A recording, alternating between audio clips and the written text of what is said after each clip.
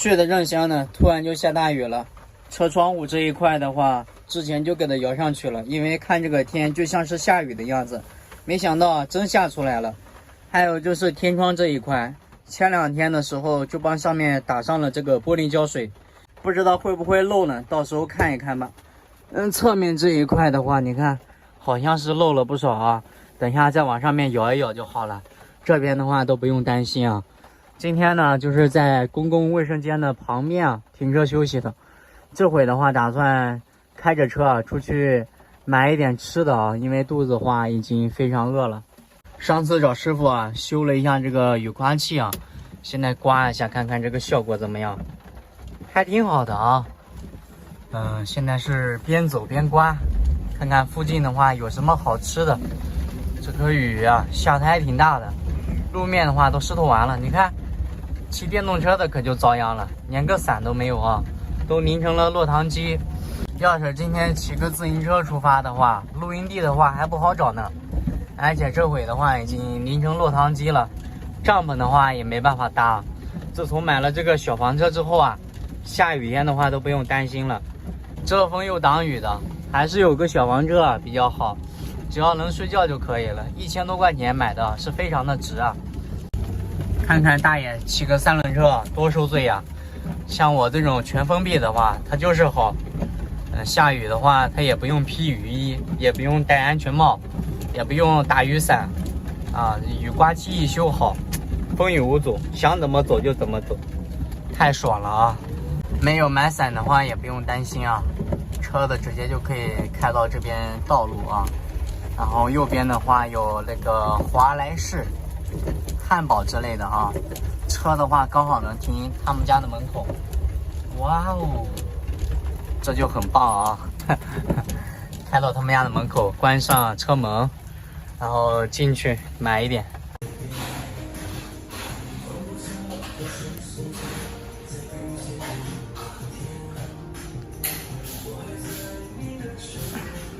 外面的雨下的是真大，根本就停不下来。接下来找个地方吃饭就可以了。这家店还可以啊，满20送1杯啊！看看咱们都点了什么：薯条、玉米，然后鸡腿、鸡块，还有一个叫什么鸡排啊，还有一个可乐。今天这个情况，看样子雨的话是停不下来了。充电的话，我估计也没任何希望了，还是开到刚才公共卫生间的旁边啊，上厕所也方便，而且的地方也能停车，比这些地方的话要好很多啊。而且有了这么多吃的，我觉得今天应该是能扛得下来吧。右边的话没停多少车啊，这边的话是什么情况呢？它是辅道，它不是主道路，所以这边就没有多少车。然后这个地方晚上的话也会很安静，然后这边规划的有这个停车位，今天的话就在这边休息了。左边的话就是公共卫生间啊，再往前开一点吧，开到这里的话就差不多了，到时候上厕所也方便。打开一下这个车门啊，看看，哇，厉害啊！这鞋子不会飘起来吧？帮这个凉鞋放在这。洗脚，好多天没洗过脚了。哦，这样洗脚可真舒服啊！哈哈，哎呀，洗完脚上床。我准备帮这个箱子啊给它撇了，当初花了60多块钱买的，为什么要给它撇了呢？主要这个箱子太占地方了，所以说不打算要了。尝一尝这薯条，可以，蛮好吃的。然后听着这个雨声，安静的吃个饭，挺爽的。没有给我签子。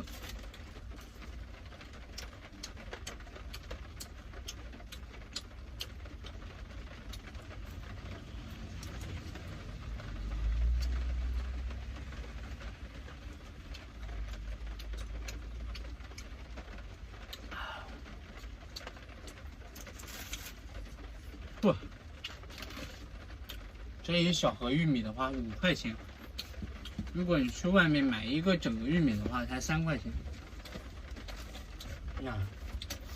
要是弄划算的话，肯定是外面卖整玉米的那个划算。但是这个人家给你剥好了，尝尝。